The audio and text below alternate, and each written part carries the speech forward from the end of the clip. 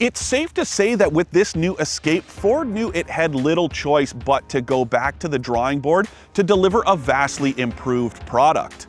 Not only is the segment this thing competes in extremely competitive, but I'd argue that this is probably Ford's most important vehicle with its move away from passenger cars in favor of crossovers and SUVs. And not only does this thing deliver a design that is drastically different than previous versions, but it's also available with an engine that's up there with the Porsche Macan in terms of output. Okay, so you're all probably wondering what the heck I'm talking about when it comes to that engine, but don't worry, it's more than just clickbait, and we'll get to that in a minute. But first, let's talk about the styling. Like I said earlier, this is a huge departure from previous versions of the Escape, and I'd even argue that this may be able to dethrone the Mazda CX-5 as the best looking crossover of this size. It's got a bit of an elongated hood and it gives it kind of car-like proportions. I like it a lot, to be completely honest with you. I didn't think I would at first, but it really grew on me. Now, those car-like proportions aren't just an optical illusion, and this is actually the shortest Escape Ford has ever built in terms of overall height.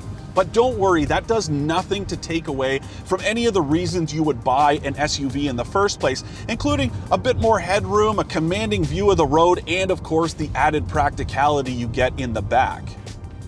Now, prospective buyers be warned, there is less space behind the hatch than what's offered in the Honda CR-V and Toyota RAV4. There's about 850 liters, which is more than the Mazda CX-5, but far less than the most in the segment.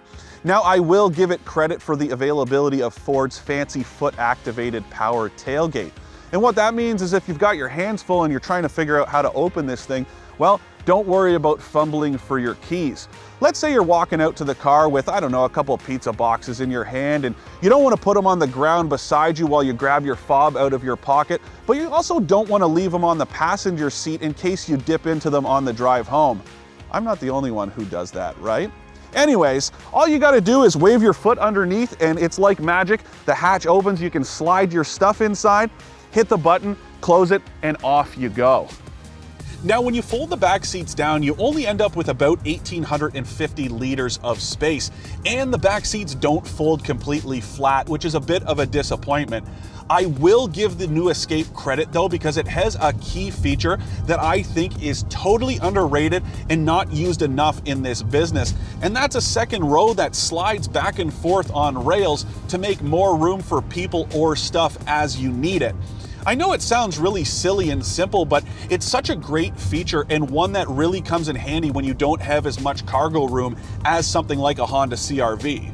With the second row slid as far back as it will go, there's plenty of room to fit a couple of adults back there. But when you move the seats all the way forward, it really opens up that cargo area to move all sorts of stuff, from pedal cars to pizza boxes.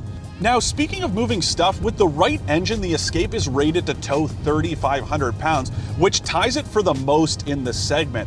Again, that depends on what engine, and that gets us to the good stuff. Let's just gloss over the base 1.5 liter turbo and the two available hybrid powertrains. I'm sure they're great in their own right, but the good stuff is what's under the hood of this version I'm driving right now, and that's a 2-liter turbocharged EcoBoost 4-cylinder. Put premium gas in the tank and this thing is good for 250 horsepower to go along with 280 pound-feet of torque, which is a crazy amount of power for a crossover like this and is more than a Porsche Macan. No, I'm not saying it's going to outperform a Porsche in any conceivable way, but just think about that for a minute. I mean, this thing is outgunning a Porsche on paper, and that is enough to at least impress your neighbors and maybe upset a few Porsche owners out there, which is kind of fun to do. For the record, the Macan makes 248 horsepower and 273 pound-feet of torque from its base 2-liter turbo engine, so it's not like the Escape is totally outgunning it, but that's still a pretty impressive feat for this little thing. Now, it doesn't outperform the Porsche and falls behind a great deal when it comes to putting that torque down to the road.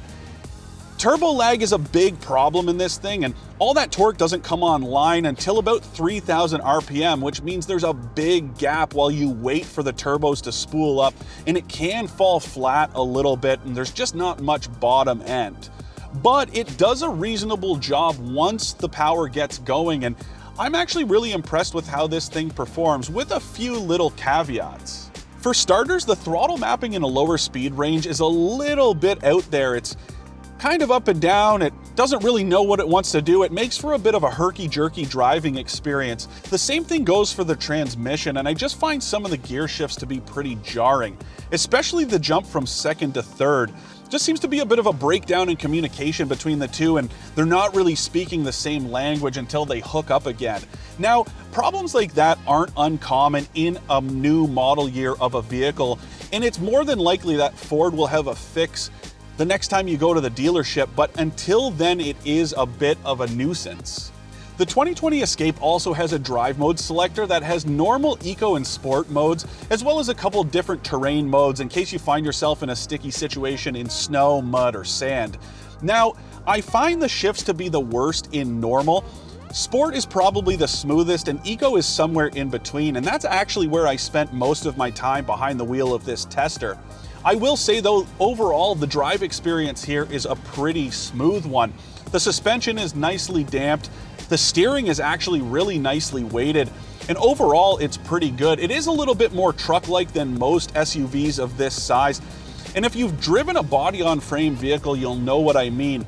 It's rigid to the point of almost too much stiffness, and it seems like lateral stiffness, almost like a truck, like a seesawing effect over some bumps and humps in the road, but it is a pretty smooth drive overall, and it's very, very easy to operate, and that's something I think is really important in a vehicle like this.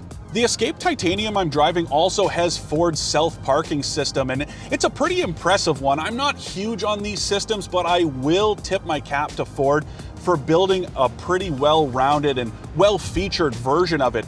It can parallel and perpendicular park, and it can get you out of parallel spots. So in order to use the self-parking feature that's offered in this Escape, the first step is to hit the self-parking button on the center console.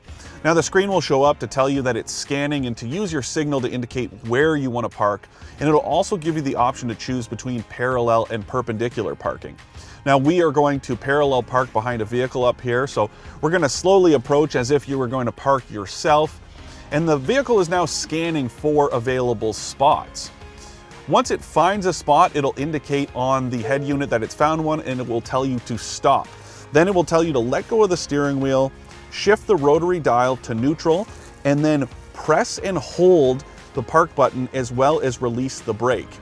And as you can see, now the steering wheel is going to work, and it's sawing away and turning and adjusting the vehicle appropriately, and it works pretty quick. I have to admit that it's pretty smooth and pretty swift. I'm not crazy about these systems. I think they take away from our collective driving abilities, but as far as usability goes, this one is top-notch.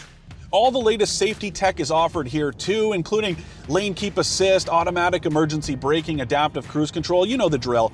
But it's not all offered on the more affordable models, which I think is a little bit of a disservice, especially when you consider that Honda, Toyota, Subaru, all of those brands do offer those features on their cheaper models.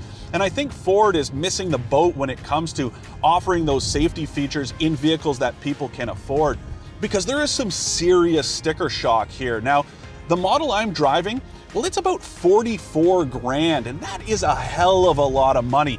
It's not out of line with offerings from Toyota and Honda, but it's still a lot of money for a compact SUV. It also bothers me a bit that Ford decided to forego things like ventilated front seats and heated rear seats. I know those aren't exactly in-demand features right now, but when you consider a fully loaded Toyota RAV4 does offer those same features for about the same money, well, that again is another mark against this thing. So for a quick summary of what I like about the Ford Escape and what I don't, I'm giving a big thumbs up to the dynamic redesign and the torquey 2-liter engine and class-leading towing capacity on this top trim. Some stuff I'm not so crazy about is the turbo lag, the clunky gear changes, and the lack of ventilated front seats and heated rear seats on the Titanium model. You know, it wasn't that long ago that the Escape was giving the Toyota RAV4 and Honda CR-V a serious run for their money in this segment, and it seems like this latest version may have recaptured some of that magic. And a couple missing features aside, it's a pretty impressive offering that does a lot of things right.